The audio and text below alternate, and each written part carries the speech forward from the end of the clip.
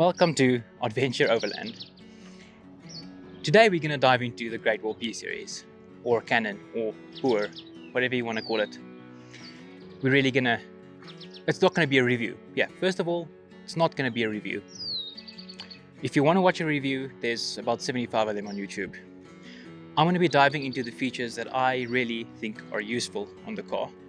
Internally, externally, drivetrain, engine, all that. So there'll be a bit of technical details, but I think it's going to be informative. A lot of this information isn't really out there, so I think it would be great to share it with you guys. I'll also have some demonstrations of how the four-wheel drive modes work on it, which is going to be awesome. I think that's going to be really cool. I can't wait for this vehicle to become the ultimate overlanding rig. It's going to do great. It's going to do great. I'm sure of it. First of all, let's dive into a quick build update. Alright, bit of a build update for you. Wow, my eye is really red. I had a vein pop in my eye recently. Didn't look that great, but it healed pretty darn quickly. Let me move this camera around. This way, there we go. By camera, I mean phone. Quick build update. Some changes. I have gotten better microphones. I have a shotgun mic as well with a wind filter on it, so audio quality should be a bit better at least, especially compared to those other things I was using when I did the canopy video. Tires have arrived. They look awesome. They really do. I think they're going to fit the car just right.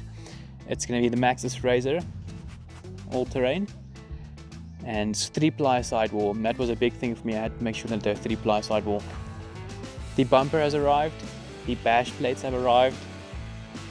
It's getting real now. I'm super excited about all this. I really am. Already planning fitment. The next time you see the P-Series on the next video, it's probably going to look quite a bit different. It's going to be next level.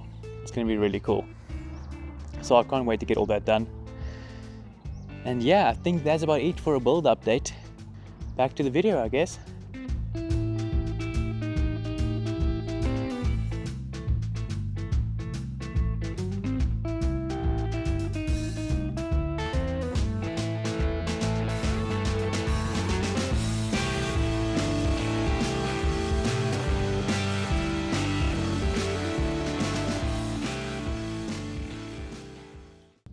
Okay, so let's talk a bit about the external features and design of the vehicle.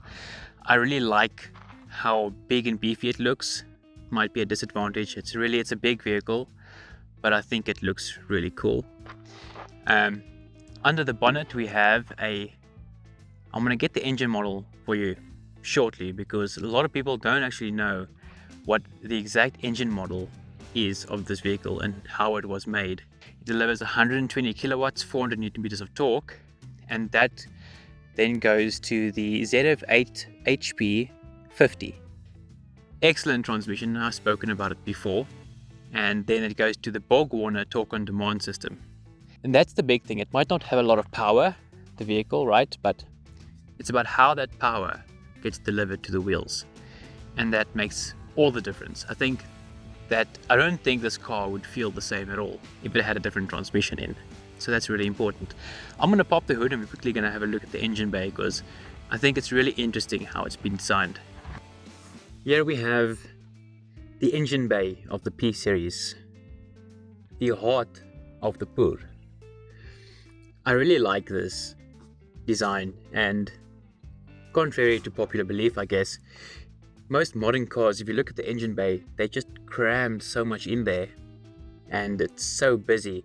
But I just like this because everything is easily accessible and it just looks great. I can see all the individual components of the vehicle. I can get out the alternator real easily. I can drop it right out there. We'll speak about the engine in a bit more depth. I might cut to a video shortly about that. The engine model name is a GWM 4D20M. It's actually written right here. And I was researching to find out what exactly the model is of the engine. Meanwhile, I could have just had a look right there. This engine was actually researched, developed and manufactured by Great Wall. So a lot of people are saying it's an Isuzu engine. It's not an Isuzu engine, it's a Great Wall engine. Okay, so we're going to get back to the video in just a second. I just want to take this time to real briefly go over the engine, the transmission, and the transfer case. Bit of a disclaimer, I will be having a detailed deep dive video about all these components at a later stage. Right now I'm just gonna glance over these.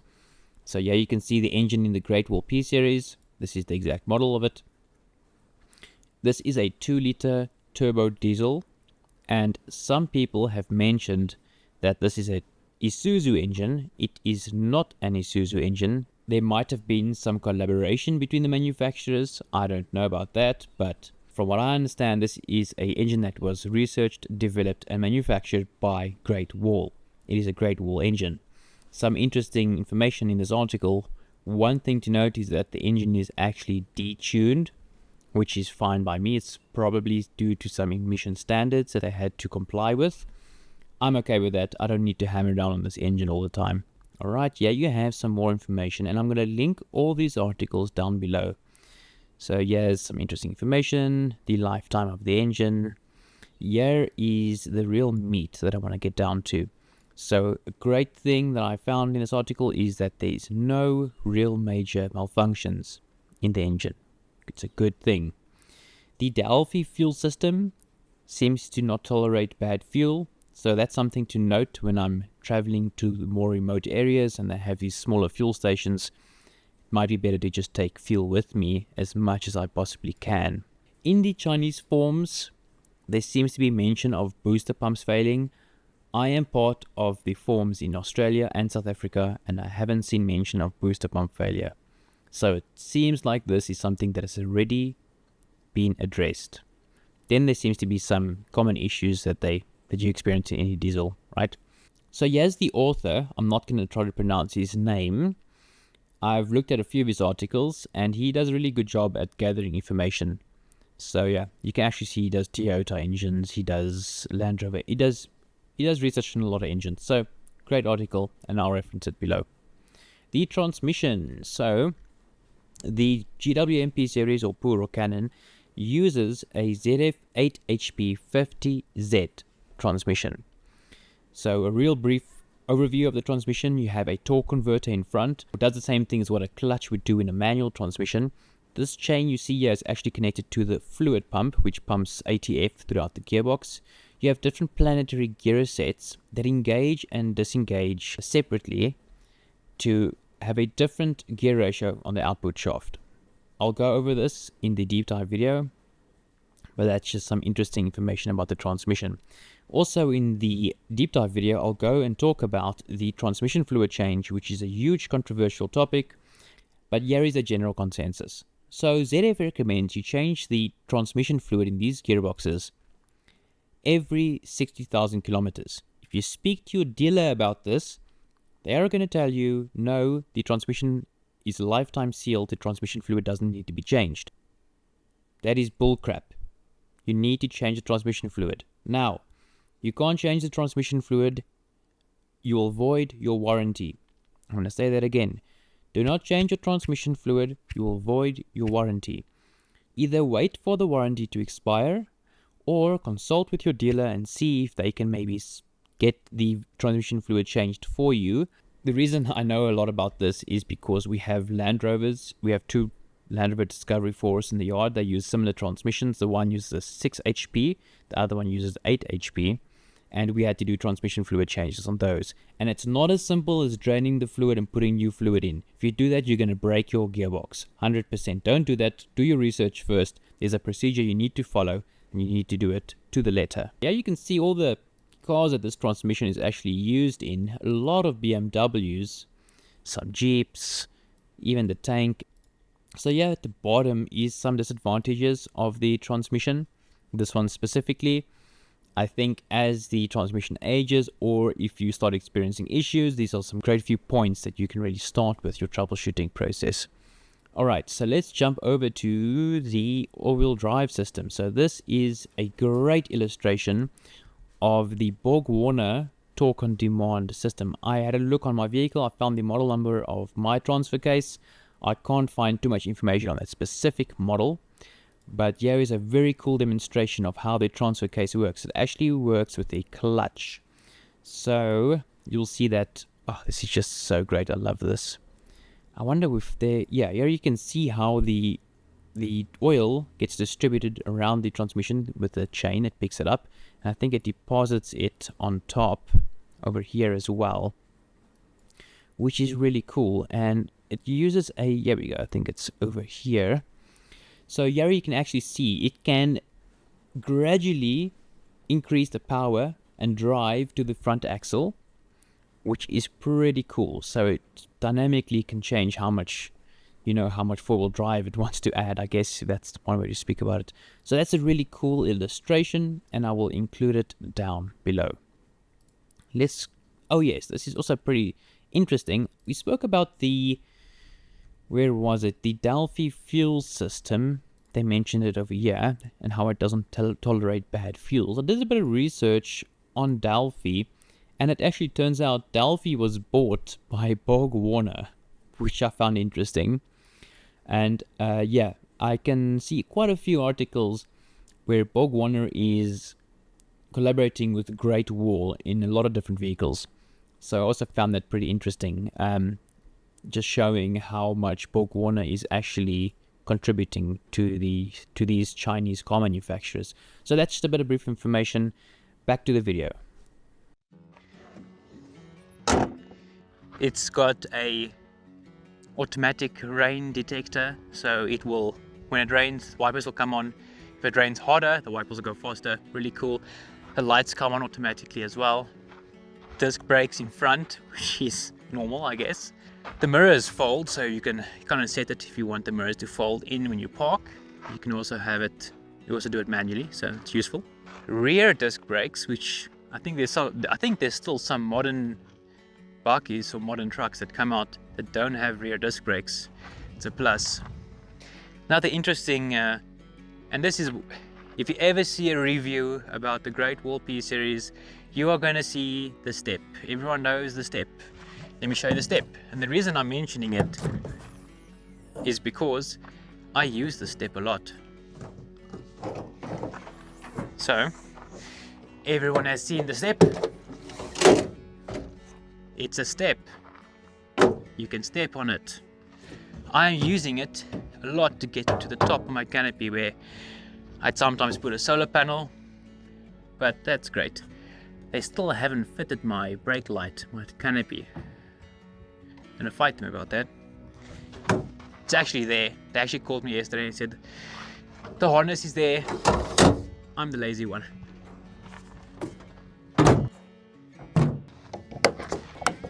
Oh, what else is there? It's got 4 wheels, which is great. These side steps, not great. Not the best. Plastic. I'm having a hard time finding replacement steps. I might have them custom built, but we're not steps, rock sliders. But this is not a rock slider, this is a step. This has got a 5-star ANCAP rating. 5 stars is up there, right? I think it's the best you can get. So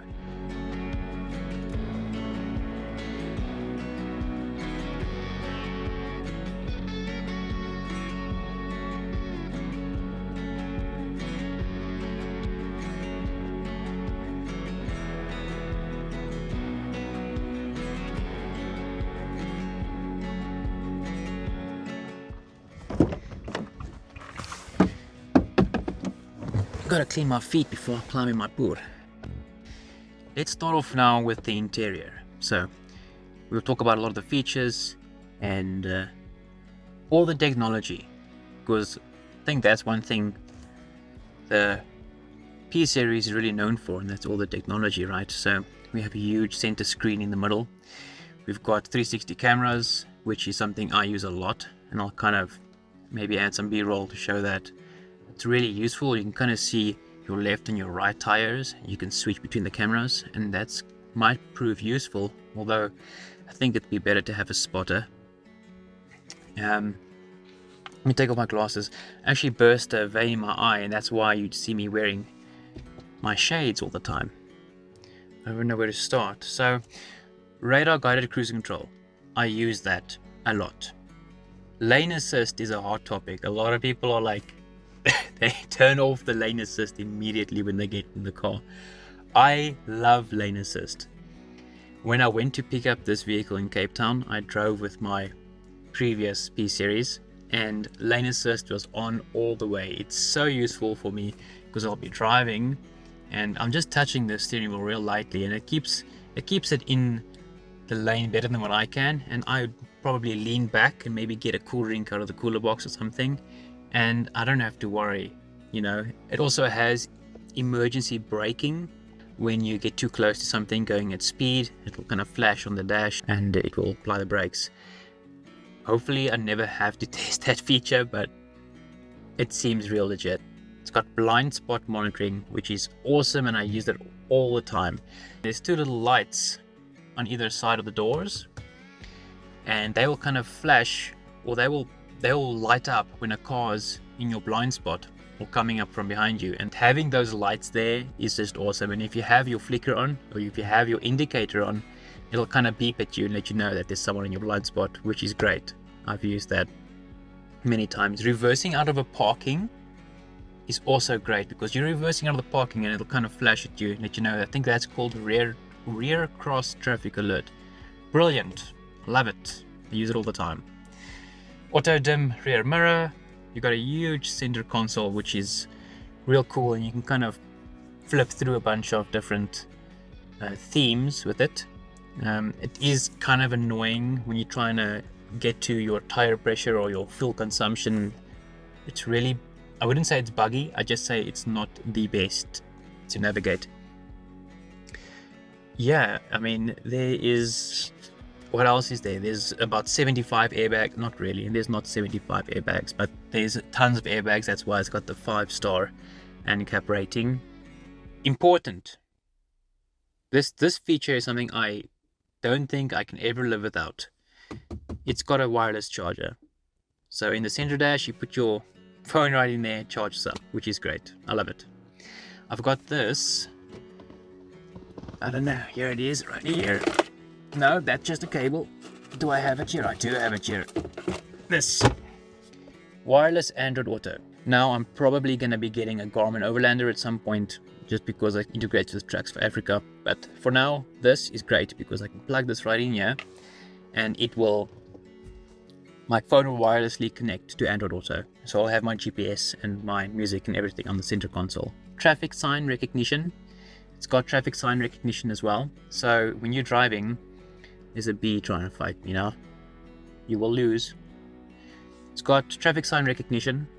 So sometimes I'll miss the speed limit signs, and luckily the car catches it and it will display it on the dash and kind of beep at you if you exceed that. I use that a lot as well. I believe the seats are full leather.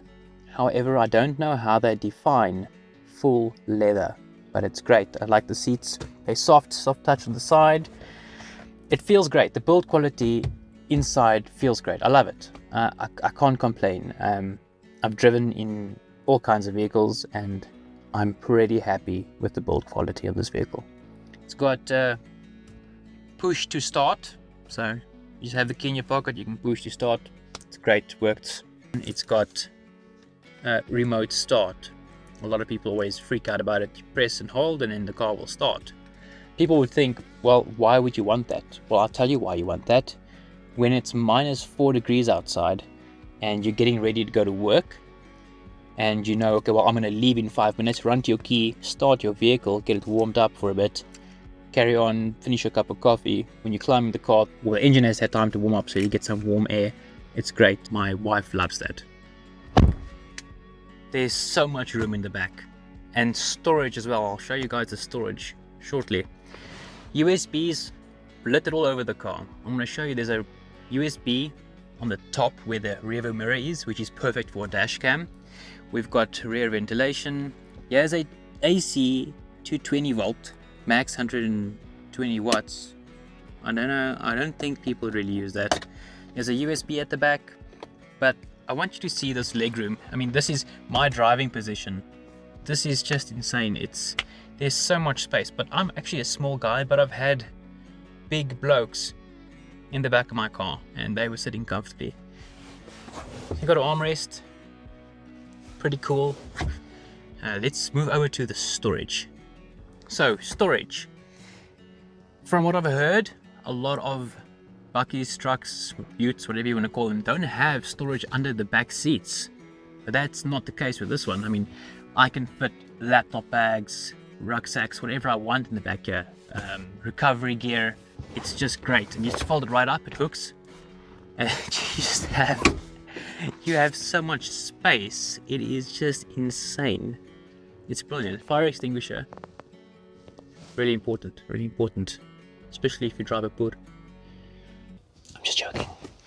Lots of storage, love it. I'm gonna have to get this one. There.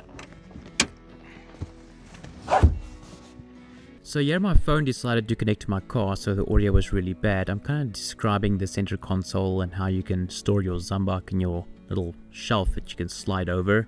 Then you actually have a nice deep bin at the back where you can store a lot of extra things such as more Zambak. Under the sliding shelf there is some cup holders, and then this is pretty cool because I never knew about this even though I have owned a P-Series for quite some time, and that is you have more storage under the steering wheel. You have a little slot you can put your phone in, and then there's a little longer slot where you can store other goodies. So there are some features that I forgot to mention that I just want to include, and that is the infotainment system supports Android Auto and Apple CarPlay. It can also natively connect through Bluetooth, and that kind of allows you to make calls and listen to music. That's really cool. I guess most cars support that nowadays. Under the infotainment system there's a lot of car settings that you can also play around with. The car has keyless entry, so you can just walk over with the key in your pocket, grab the door handle, and the car will unlock. Fuel consumption figures, the way I drive, which is really casual, I get anything between 11 to 14 kilometers per liter, which translates to about 25 to 32 miles per gallon. Seats are electronically adjustable, and they're also actually heated, so you can turn on the seat heater, and I've used that a couple of times as well. You got some voice commands you can kind of use to open your windows, adjust the air conditioning temperature, but I don't really use the voice commands that much. I know there's quite a few of them. So to summarize, I am really pleased with the vehicle. I can't see anything else that I might need. I'm a sucker for technology, and this car is just packed full. So this GWM 2024 P-Series LT is just perfect for me. At this point I think we've covered most of the features, and it's time to take it out to an obstacle and kind of demonstrate some of the 4x4 modes. This was really the fun part for me. I drove around a bit looking for an obstacle, and I came across this, which isn't that crazy at all. It's kind of just enough for me to get the back left and front right wheels to lose enough traction for me to be able to demonstrate the different 4x4 modes and the torque-on-demand system. So this first test I'm kind of explaining that I will be using two-wheel drive mode, so I put it into Eco, which is just two-wheel drive, and you'll see it there on the dash as well, Eco mode. And here I'm just giving it a little bit of gas. And what you will see is what you will expect. Get some wheel spin, Eco mode, two-wheel drive, not helping me much.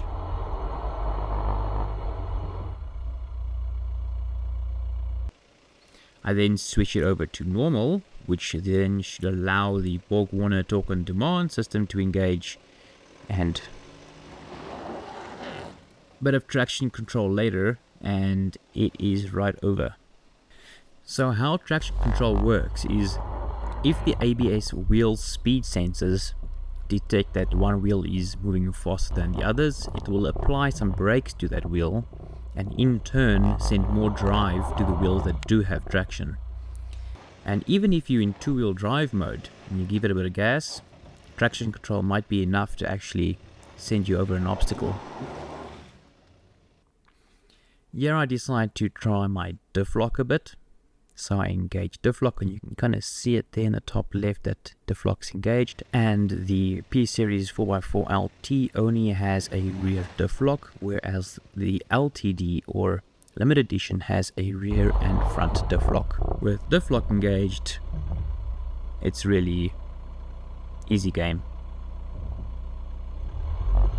There you can kind of see that the one wheel's in the air with diff lock engaged, forces both wheels in the rear to travel at the same speed.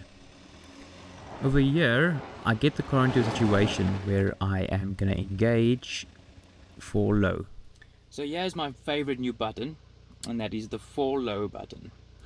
So I've always read about it, and I know a lot of people always use it when they really need that gear ratio that provides a lot of power. So it's really slow, but you have a lot of power. So this has really impressed me, and we're going to give this one a shot right now and see what that kind of does.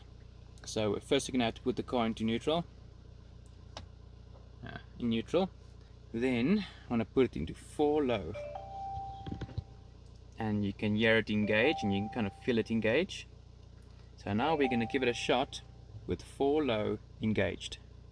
So there I've engaged for low. Another thing about for low is it forces it to be in four-wheel drive mode. And you can see even at idle I'm getting wheel spin. It just has so much power.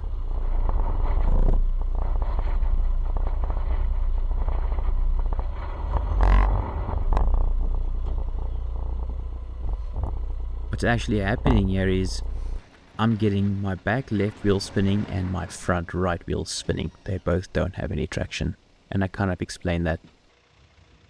So that wheel is spinning because it doesn't have traction.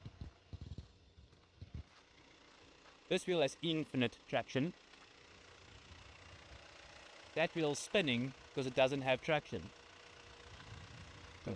I'm in for low, so I have tons of power but no traction. So I'm going to engage the rear diff, and that is going to probably shoot us over this little hill. So yeah, we have for low and rear diff engaged, and it really makes easy work of the obstacle. Basically idle up there, no problem.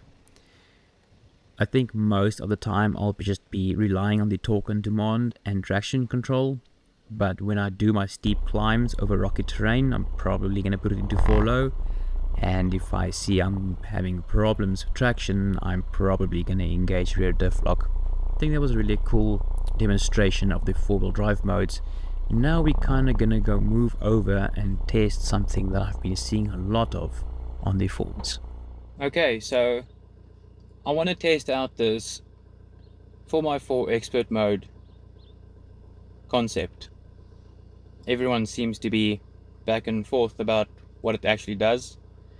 I think it just, on the LT or on the normal, not on the limited edition, I think all it does is it kind of just disengages the traction control. So what I'm going to do is I'm going to engage it now, and I'm going to turn in a circle and kind of just drive. And the idea behind it is, if it locks the center diff, we should be seeing some wheel slippage, right? So I might be wrong on this. I'll do some research when I get back home, but let's see what it does. I'm going to put it into 4x4 expert mode now. Again, I'm going to hold down the traction control button.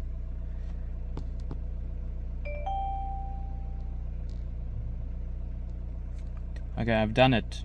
Now I'm going to turn into that circle and keep on going and listen if I can hear any wheel slip. So the idea behind this is, because we're turning in a tight circle, and just remember, always do this on a loose surface like gravel. Don't ever do this on a tarmac or sealed surface. So the idea behind this is the wheels are turning at different rates because of the sharp turn I'm doing here. And if 4x4 expert mode engages the center diff, you should expect to see some wheel slippage. And I did not hear anything, I did not feel anything, and I did not see any slippage at all. Now, one thing I do know, and I'm pretty sure about this, and that is that if you put it into for low, you will definitely lock your center diff. So I'm going to now do a demonstration in 4 low where I do the same thing. I'm going to do it real slow, I'm not going to damage the car, and we should be able to see a difference.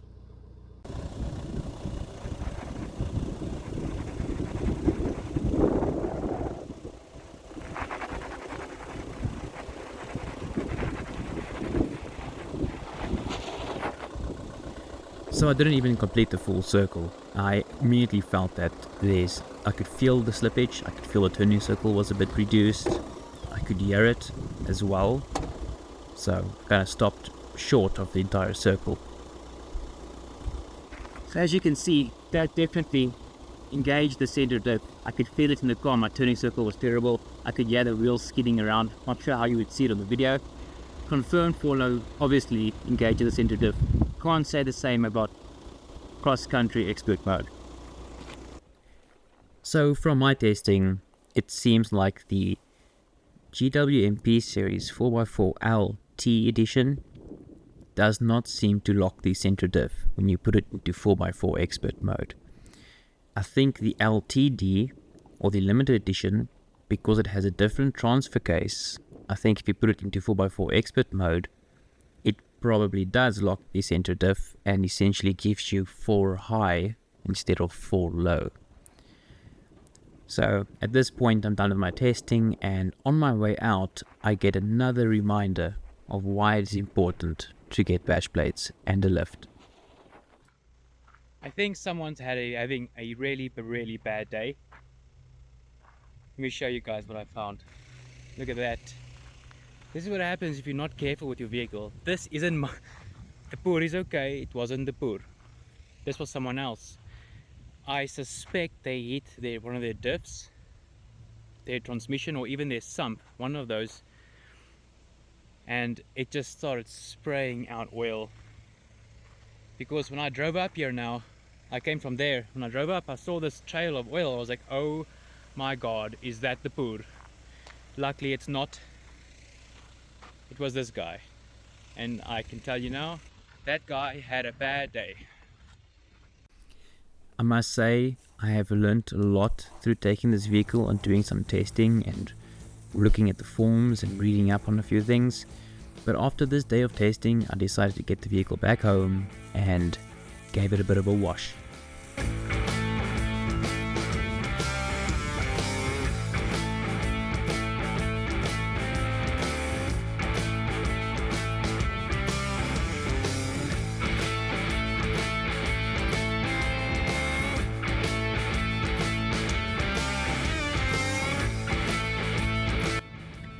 One thing that I kind of just want to bring up real quick is that, especially if you're at the coast, I think it's important to clean the undercarriage of your car, even if you just spray it down. Now I've seen people spray, you get like these cutouts in the chassis where you can kind of spray water in to get all the grime out there. I don't know if I want to do that yet. The car does have undercarriage protection, so it is good, but I think it's always good practice just to go under your car and just spray it down once and again, especially if you live at the coast.